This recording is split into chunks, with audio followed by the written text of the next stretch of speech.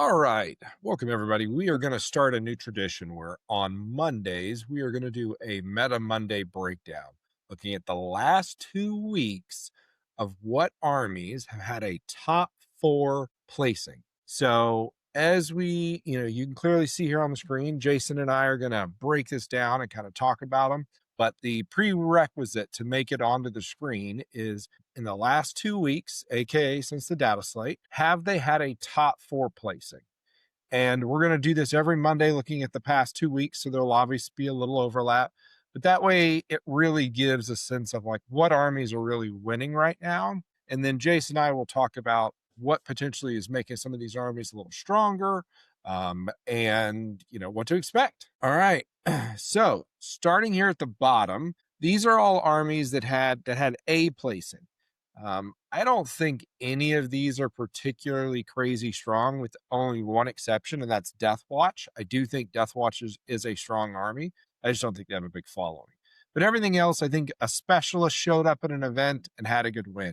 I mean, unless you have any other thoughts, Jace, about any of these armies in particular. Just Aldari, Admech, Aldari's up a tier, so we're not on them yet. But yeah, I guess for the people that are just listening, armies that had one showing in the last two yeah. weeks would be Death Watch, World Eaters, Black Templar, Chaos Demon, or I'm sorry, Chaos Knights, Votan, Emperor's Children, and Ad. Yep. So even after Admech, the nerfs, Admech still found a way. yeah, it's just that's one of those armies that's hard to get into. That doesn't surprise me. Christmas season, people aren't really going out and playing in tournaments. If they are, it's probably their own army. They're not borrowing or anything like that. So it doesn't shock me that they've got one placing. Yeah, I would agree with you. So kind of bumping up to, you know, two placings. This is where it's probably a little bit more than just the one-off person.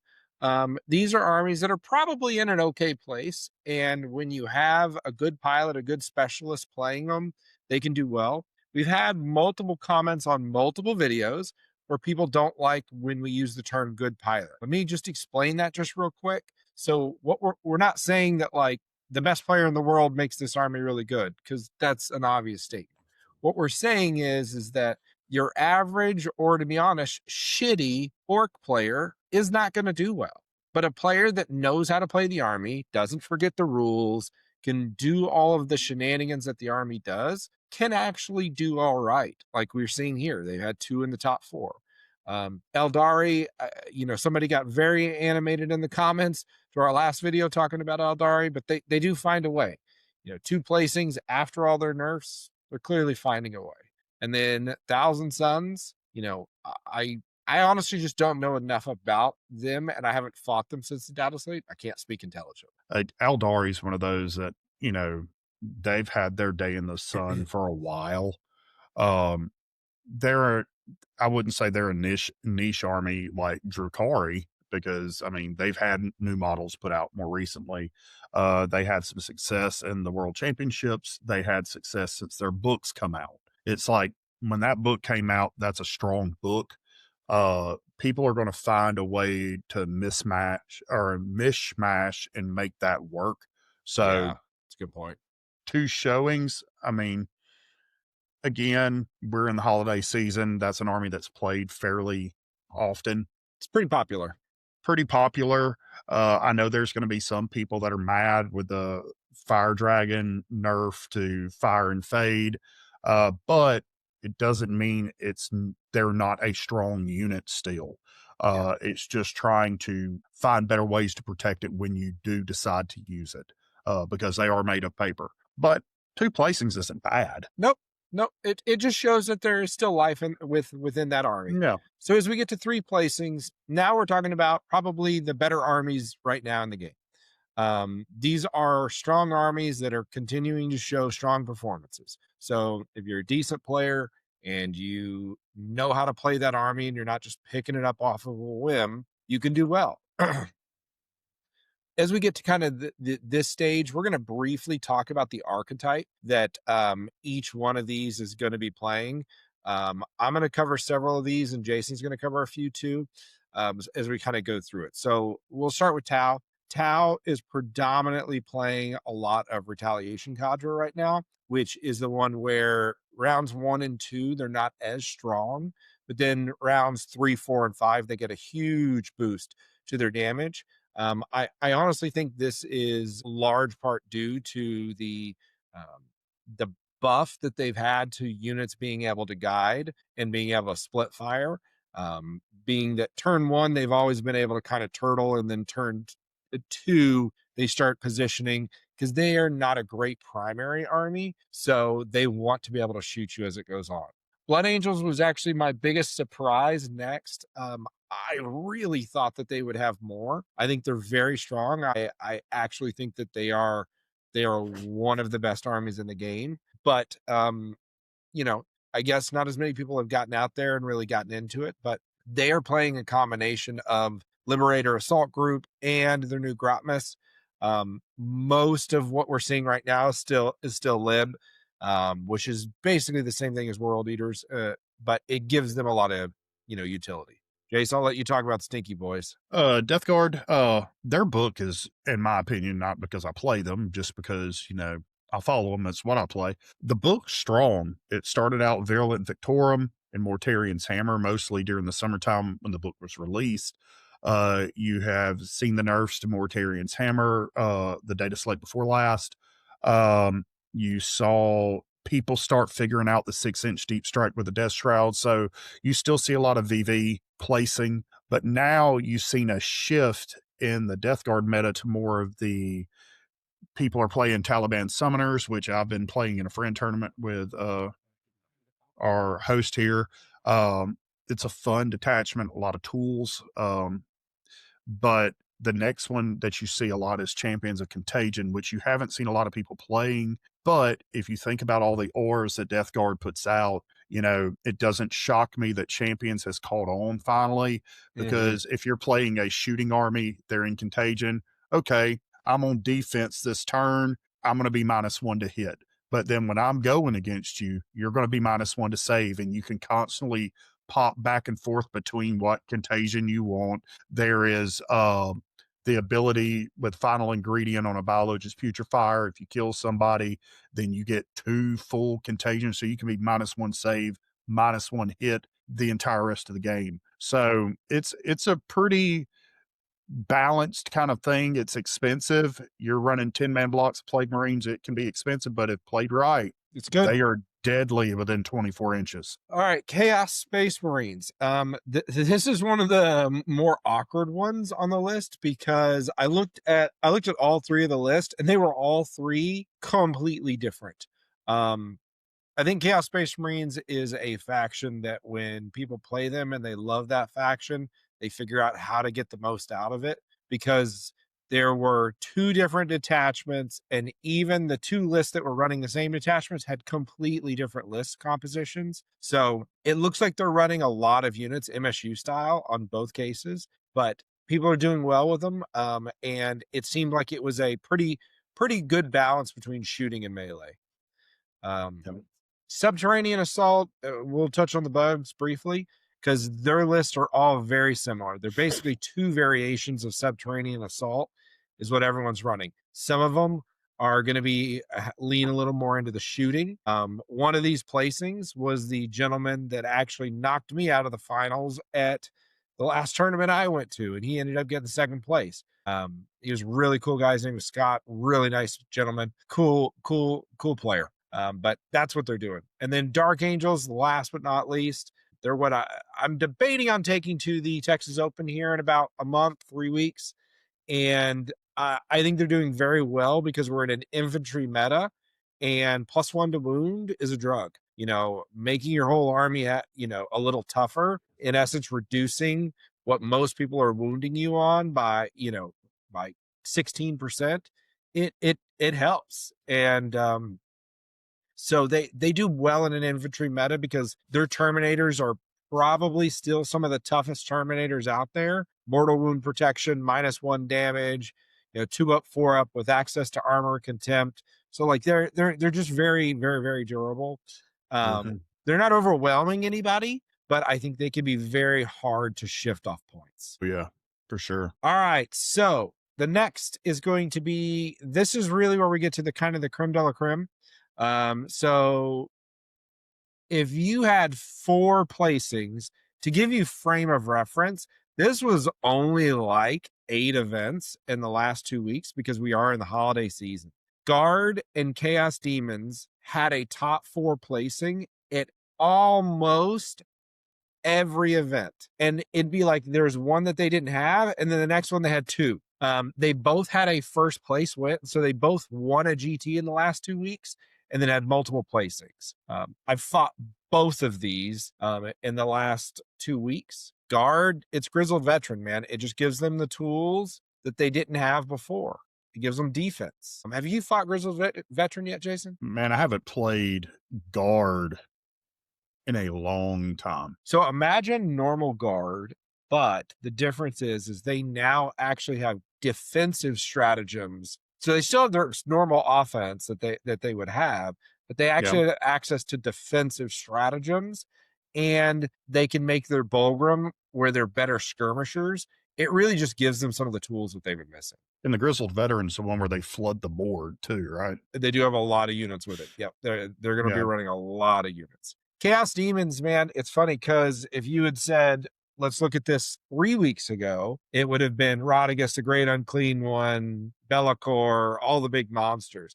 Now it's all Tzeentch. So there was one player that was running the big Bash Bro Chaos Demon list, but I'm pretty sure that they were not using the data slate because all 3 of the others are running the Tzeentch stuff, which just got buffed.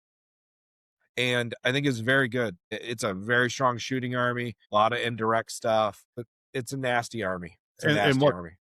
the crazy thing about this is GW, when they said they were going to phase these guys out, it's almost like they infuriated somebody.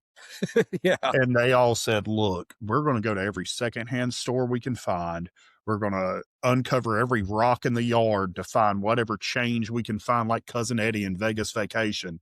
And we're going to go buy all the Chaos Demon stuff and place in these tournaments and get good. So, and not to say they weren't good to begin with, don't flame me in the comments, but it's almost like they're placing and playing a lot just to tell GW, stop trying to put us out. Give us a codex in 11th because 10th is done. As far as we're aware, we're at the twilight of it with the 500 worlds or whatever and the in campaigns and yada yada. Yeah, I think Like, we got one more data slate and then it's over. so, I mean, they are really hard pressed and pushing. And I can't see a world unless GW is the blindest individuals on the planet over there on that island that they don't give them love. Like they should be the first codex that comes out in 11th, the very first one. Yeah, I don't think it's going to happen. I'm pretty sure it's going to be Orcs and Space Marines, but hopefully it'll be the one right after it. I really do, to your point, hope that some of the armies that had to wait forever to get their codexes, cough, cough, Drukhari, are like one of the first ones. So Yeah. they don't have to wait so long, but such is the way. But speaking of Drukhari, here's a funny thing about Drukhari. So I actually made at the Dallas Open earlier this year, I played my first Drukhari player, super cool dude. We became buddies afterwards and chatted on Discord. And when the book came out, like I think most of the Drukhari world, they flamed it, thought it was terrible, blah, blah, blah. Well, then I think they started cooking with it and was like, it's just different than how we've been. Holy shit, are Drukhari dominating right now. I did not. I mean, we made a video like a week and a half ago, and I think we put them. I have to go back and look at it, but I think we put them in like A tier, maybe B tier. I think they were A tier, and they're fighting right now. Now it's early, but they are fighting right now to be the best army in the in the game. They're doing so well, and they're doing it with a very similar list. So they're playing. It is melee focused. It's got some fight first. It's got it's everything's by committee. So it's this unit does this to you, and then that allows the second unit to do this to you. So it's a complicated list, but it clearly shows in the hands of good players they can do really well. And gosh darn, man, it made me start looking at them. They are pretty range. It just sucks that GW just like refuses to give them new models. Yeah. like you said earlier when you were talking about the Dark Angels down there that you want to take to the Texas Open or you're toying the idea with, I'm going to be interested to see when the pendulum swings back from melee centric armies, which a lot of these in the top three brackets that we have here are melee centric or can be, back to more of either a balance or back towards shooting. So And yeah, that's where I disagree with you though, because like guard is a balanced army because they've Mhm. got horde for that, and then it's shooting. Chaos demons is shooting. Drukhari is more melee focused. Ultramarines, spoiler, we'll get to them last. Is definitely a balanced army, but they do have they're probably lean melee, and then Necron, it's like 50% melee, 50% shooting. Necrons, to go ahead and go to them if we're done with Drukhari. Yeah, Necrons is one of those, if you love theory crafting, God, they like got 1,000 models. it's like going into like a Home Depot and saying, "Hey, build the best toolbox of tools you can find." And it's Yeah. like they got everything they need. Now, granted, there's a video that we've done where we're talking about some things they could still use, but either They need A, another anti-tank threat. That's yeah, really it. they're going to end up with a lot of stuff going to Legends, but I don't know if that really hurts them as bad because they still have a ton of stuff and they constantly get new stuff between the Tomb World stuff that came out with Kill Team Shit, and they're like, getting their new Nightbringer model here in like a month. yeah. And it's like everything they get just stacks on the other one and they're just that much better looking. And but Necrons is one of those, if you like cooking lists and you like coming up with new schemes and stuff, their book came out early in 10th and has stood the test of time because every week they've got a placing somewhere. It does not matter what the meta looked like. Even when Death Guard were making tables, like, okay, we got top four spots, three of them are Death Guard, guaranteeing one of those it's going to be a Necrons player Yeah, because they're they're just strong. resilient. They're very resilient. All right, the army that we predicted would be the top of the meta is in fact tied with 5 placings. And it is Ultramarines. And they're all a very similar list. They're typically taking about 15 Vitrix guards, which basically means they're taking 2 6-mans, and then they have a 3-man. And the 3-man is typically is running around with Calgar, and then they've got the other two, and then they've got some shooting platforms to back it up. What makes it a scary unit, for those people that don't understand how they're doing it with Blade of Ultramar and how all that works, is when you have when you have an army that has a very good melee unit, which they have, and that unit has access to a reactive move and a blood surge. What it does is it lets them, let's just use easy movement. Turn one, they can move 6, they advance probably like 2 or 3 inches, and they can kind of stage in a safe spot where nobody can shoot them. Well, the what makes them so scary is that if something does move up to try to block or do anything like that, they can reactive move to try to get in a better position, or to make it to where they can't get shot, or to make it to where the blood surge will be even easier to land on the target they want. And then if you do shoot them, they're going to blood surge in. So you can't just tee off on them and shoot them with your whole army.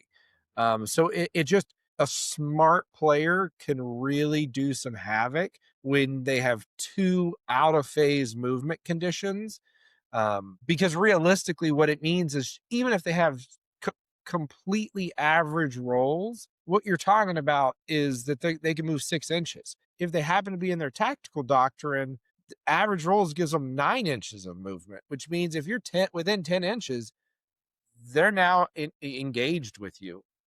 So it just, it fills a hole that they've had, and it does make them a dangerous unit. But at what cost to the rest of the meta is what I would say when you can run 18 of them. Because when we were running 18 Death Shroud, like that was a problem for GW. And these guys, they're not even Terminators with Yeah, but I Terminator think stat that's where the blocks. difference is though, because like I've been seeing 12 to 15 is what's in everyone's list. I think the reason nobody's running 18 of them is because at 18, that's 750 points. You typically have a leader with each one of them, which means those 3 bricks are going to make up like 1,000 points of your army. So the problem is that when they take up that many points, you don't have enough units to kill a guard player because they're just going to flood bodies in front of you and just let you kill them while they go run around and score. Or Necrons who are durable enough that they can take some of that punishment. So that's where the balance is, but that's kind of like the definition of Ultramarines is balance. I think that I actually don't think the more that I have like looked at them, and I played them last week, I played a player last week with it. I don't think Vitrix Guard is overpowered. I actually don't even think they're overcosted. I think the only thing is that I think what we're seeing is the abuse of the same thing with Eldari. I don't think Eldari was busted. I think Eldari had two rules that they could stack on top of each other that then became a little busted. And I think the fact that they have two out of phase movements, they have a reactive and then a blood surge. I think that's where the problem is. It reminds me of when blood surge first came in. You got to do it every time you were shot, or every time a unit died. To me, I think this is an easy, Choose fix of one just or the saying other you get one, units per are limited round. to one out of phase movement per round. Because then you would have to choose, do I want to do the reactive move or do I want a blood surge? If they Right. were to shoot. Because it's really when you double dip them that it gets dangerous. Yeah. Because what you got to also keep in mind, they have a character that has the reactive move on its data sheet. And so what everyone's doing is they're running one of that, and then they have the stratagem for the other. So then, in essence, they both have the reactive move, and then they still can both blood surge. So basically, you're saying the fix, if there was a potential fix that GW would want to install here, would be you've got your one reactive move or one out of sequence movement per unit or one per round of any Yeah, unit. it'd be battle round because that'd be your turn and my turn. And I think they make that a core rule because there's a handful of armies that can do it, not many. There's a handful of armies that could do it, and so I think that if they did that, I think what you would see is then all of a sudden, like it's still a very good unit, can do good damage, it's respectively tough, all the things. But if you try to screen them and they can reactive move 6 inches, and then after they reactive move 6 inches, they get shot and they can blood surge in and then swing into the unit that's around them. It does make it a little scary. Yeah, but I mean, I'll show you my surprised face in the next video if GW decides not to do anything about it. I The only reason that I think that they may not is because it's the poster boys, and having Space Marine strong, Ultramarine strong at the end of the edition is not a bad idea from a company perspective.